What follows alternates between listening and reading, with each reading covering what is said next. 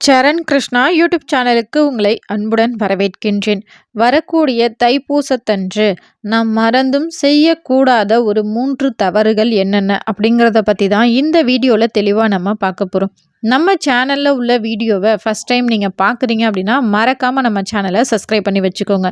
நம்ம சேனலில் தொடர்ந்து குலதெய்வ பதிவுகள், ஆன்மீக தகவல்கள் வந்து கொண்டே இருக்கும். வாங்க வீடியோக்குள்ளே போகலாம்.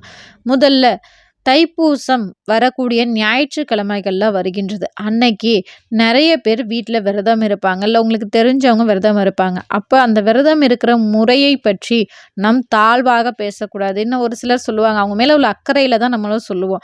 இப்படிலாம் விரதம் இருந்தால் தான் உனக்கு அந்த தெய்வம் காட்சி கொடுக்குமா, இப்படி தான் விரதம் இருக்கணுமா, இதெல்லாம் தேவையா அப்படின்னு சொல்லி சத்தம் போடுவோம். இது அவங்க மேலே உள்ள பாசத்தினால் செய்வோம். ஆனால் ஒருத்தவங்க மனமுகந்து ஒரு விரதம் ஏற்கொள்ளும் போது அதை நம்ம குறைவாக பேசுவதும் அது பாவமே. அதை நம்ம ஒருபோதும் செய்யக்கூடாது. உங்க மனசு போல உன்னால முடிஞ்ச அளவுக்கு விரதம் இருப்பா அப்படின்னு வேணா நம்ம ஒரு அறிவுரையாக கூறலாமே தவிர, அந்த விரத முறைகளை நம்ம தாழ்வாக பேசுவது ஒரு பெரிய குற்றமாகும். இவ்வாறு செய்யும்போது நமக்கு மிக பெரும் துயரம் ஏற்படும்.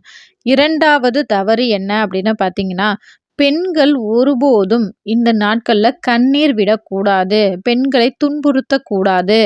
அது ஸ்திரீ தோஷத்தை நமக்கு ஏற்படுத்தும். என்னங்க சொல்றீங்க? இப்போ ஒரு பெண்கள் ஒரு அன்பின் வெளிப்பாடா ஒரு தெய்வத்தை வணங்கும்போது அவங்கள அறியாம கண்ணீர் வந்தா அதுல ஒரு எந்த தவறும் இல்ல. ஆனா ஒரு மனம் நொந்து என் குடும்பத்துல இவ்வளோ கஷ்டம் இருக்கு, என்னை இவ்வளோ பேர் கஷ்டப்படுத்துறாங்களே அப்படின்னு சொல்லி அந்த ஒரு மனம் நொந்து ஒரு பெண் தைப்பூசத்தன்று அழுகிறாள் அப்படின்னா கண்டிப்பா முருகன் உங்க மீது கோபம் கொள்வார். முருகன் மட்டும் இல்ல, சிவன், பார்வதி மற்றும் உங்கள் குலதெய்வம் அனைத்து தெய்வங்களின் கோபங்களும் உங்கள் குடும்பத்தையே மிகப்பெரிய துயரத்திற்கு ஆளாக்கும். அதே போல ஞாயிற்றுக்கிழமை பிப்ரவரி 1ஆம் தேதி நமக்கு தைப்பூசம் வருவதனால இந்த நாள் ஞாயிற்றுக்கிழமையில வருவதனால ஞாயிற்றுக்கிழமை அப்படின்னாலே பலருக்கும் அசைவத்திற்கே உரிய நாள் அப்படின்னு சொல்லி வச்சிருப்போம். அப்படி மறந்துமே யாரும் அசைவம் சாப்பிடாதீர்கள். இது தெய்வத்திற்கு உரிய நாளாகும். இதில் பெரும் தெய்வங்கள், உங்கள் குலதெய்வம், அனைத்து தெய்வங்களுக்கும் உகந்த ஒரு நாளாக இந்த நாள் இருக்கின்றதால் இந்த நாட்களில் மறந்தும் அசைவத்தை சாப்பிடாதீர்கள். இந்த தைப்பூச திருநாளன்று உங்கள் இல்லம் தேடி வரக்கூடிய ஜீவராசிகளுக்கு உங்களால் முடிந்த உணவு தானங்களை கொடுங்கள், அல்லது அவர்களை துன்புறுத்தாமல் இருங்கள். இப்போ ஏதாவது ஒரு பசுமாடு வருது அப்படின்னா உங்களால் முடிந்த உணவு இருந்தால் கொடுங்க, இல்லைன்னா போன்னு விரட்டி விட்டுருங்க. அதை விட்டுட்டு அதை அடிப்பது, அதை துன்புறுத்துவது இது செய்யக்கூடாது.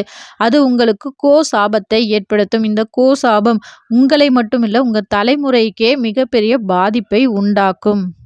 இந்த தவறுகளை நம்ம மறந்தும் செய்வதனால் நம்மளுடைய தலைமுறையினருக்கே கஷ்டம் சேரும். அதனால இந்த தவறுகளை செய்யாமல் தைப்பூசத்தன்று தெய்வ ஆற்றலோடு எல்லாரும் நல்லா இருக்க வேண்டும் அப்படிங்கிற தூய எண்ணத்தோடு நம் தெய்வத்தை வழிபாடு செய்யும்போது நமக்கு மட்டும் இல்லை, நம்ம குடும்பத்தாருக்கும் நன்மைகள் பல சேரும். இந்த முருகப்பெருமானை உங்களுக்கு ரொம்பவே பிடிக்கும் அப்படின்னா ஓம் முருகா அப்படின்னு கமெண்ட் பண்ணி இந்த வீடியோவுக்கு மறக்காமல் ஒரு லைக் பண்ணுங்கள். இந்த வீடியோ உங்களுக்கு பயனுள்ளதாக இருக்கும் என்ற நம்பிக்கையில் மற்றொரு வீடியோவில் சந்திக்கிறேன். இந்த வீடியோ உங்களுக்கு பிடிச்சிருந்தா லைக் பண்ணுங்கள், ஷேர் பண்ணுங்கள், மறக்காமல் சப்ஸ்கிரைப் பண்ணுங்கள்.